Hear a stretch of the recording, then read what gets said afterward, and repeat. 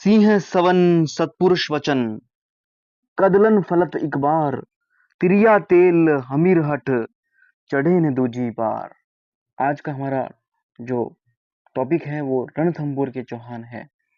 रणथंबोर के चौहान की स्थापना, रणथंबोर शाखा की स्थापना 1194 ईस्वी में गोविंदराज चौहान ने की थी। गोविंदराज के उत्तराधिकारी कौन कौन हुए हैं देखिए।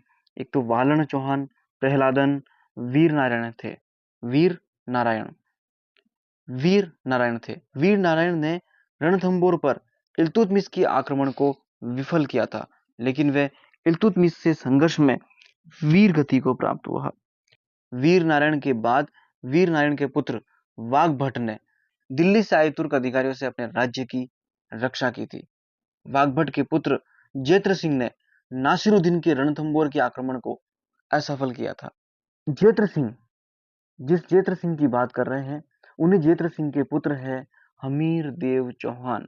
और हमीर देव चौहान के बारे में कहा जाता है, सिंह सवन सत्पुरुष वचन कदली फलत इकबार तिरिया तेल हमीर हठ चढ़े ने दूजी बार। ये वो शासक है हमीर देव चौहान, जिसने अपने वचन की रक्षा के लिए अपना सर्वस्व त्याग दिया। आइए इनके बारे में हम जानने का प्रयास करते हैं। तो हमीर देव चौहान का जो शासनकाल है वो 1282 ईस्वी से 1301 ईस्वी है। इनके पिता का नाम जेत्र सिंह और इनकी माता का नाम हीरा देवी था।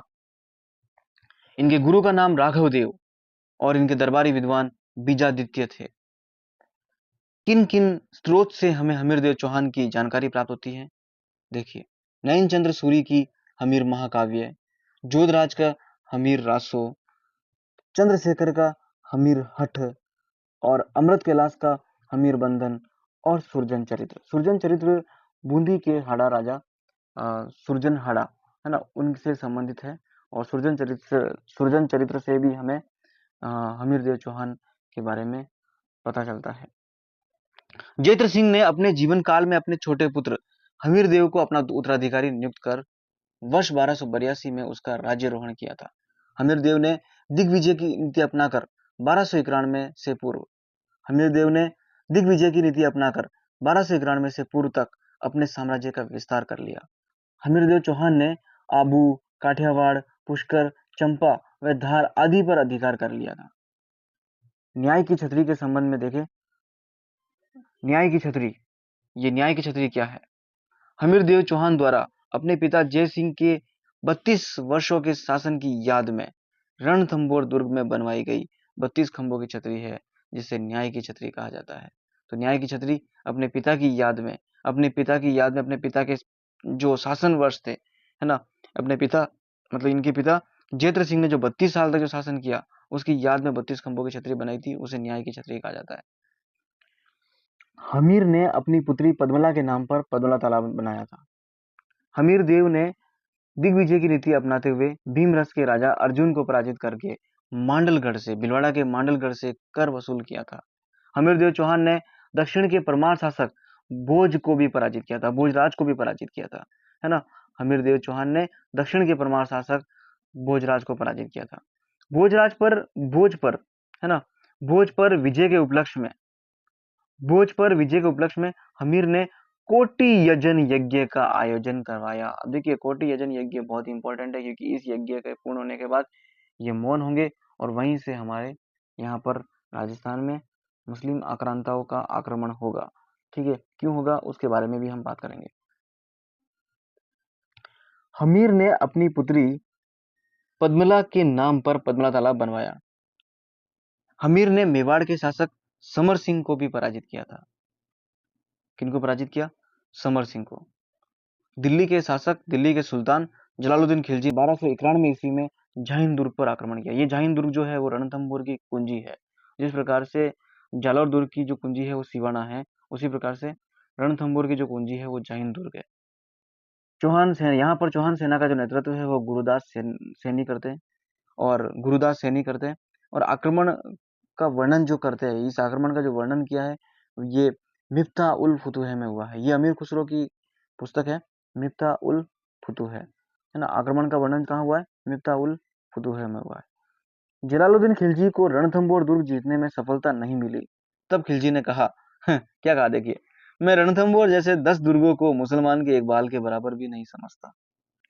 ये तो वही बात हो गई ना, जैसे कि एक लोमड़ी होती है, उस लोमड़ी को, वो आपने कहानी सुनी होगी, उसको अंगूर नहीं मिलते हैं तो वो कहती है कि अंगूर खट्टे हैं। जलालुद्दीन ने भी ऐसा ही किया। जीत नहीं पाए तो कुछ भी कह दिया जो मन में आए। जलालुद्दीन खिलजी जून 1293 में वापस दिल्ली चला गया। हमीर महाकाव्य के अनुसार हमीर देव चौहान का अलाउद्दीन के विद्रोही मंगोल सेनानायक मोहम्मद शाह को शरण देना खिलजी के रणथंबोर पर आक्रमण का कारण बना। देखिए, अलाउद्दीन खिलजी ने आक्रमण यूं ही नहीं किया। अलाउद्दीन खिलजी का जो एक विद्रोही था मोहम्मद शाह, हम बात सुनाएंगे मोहम्मद शाह ने क्या कांड करके आया था दिल्ली में, है ना। वो कभी हम जब डिटेल में जब राजस्थान इतिहास पढ़ेंगे ना, तब हम बताएंगे कि बात करेंगे अपन कि मोहम्मद शाह क्या करके आए थे। मोहम्मद शाह के पीछे अलाउद्दीन खिलजी इतना कायल क्यों था, उसे मारने के प्रति इतना बेताब क्यों था कि रणथंबोर पर आक्रमण कर दिया, है ना, और पूरा 1 साल तक घेराबंदी रखी। ऐसा क्या कारण था, मोहम्मद शाह ने ऐसा क्या कर दिया था? ठीक है। और हमारा मिर्जो चौहान भी हठी, वचन के पक्के, प्राण जाए पर वचन न जाए, ऐसे अवधारणा पर चलेंगे। तो अलाउद्दीन ने वर्ष 1299 के अंत में उलूग खां और नुसरत खां के नेतृत्व में सेना को रणथंबोर पर आक्रमण के लिए भेजा। खिलजी की सेना ने जहीन दुर्ग पर अधिकार कर लिया। कहां पर अधिकार किया? जहीन दुर्ग पर। हमीर देव उस समय कोटि यजन यज्ञ समाप्त कर मौन व्रत धारण किए हुए था।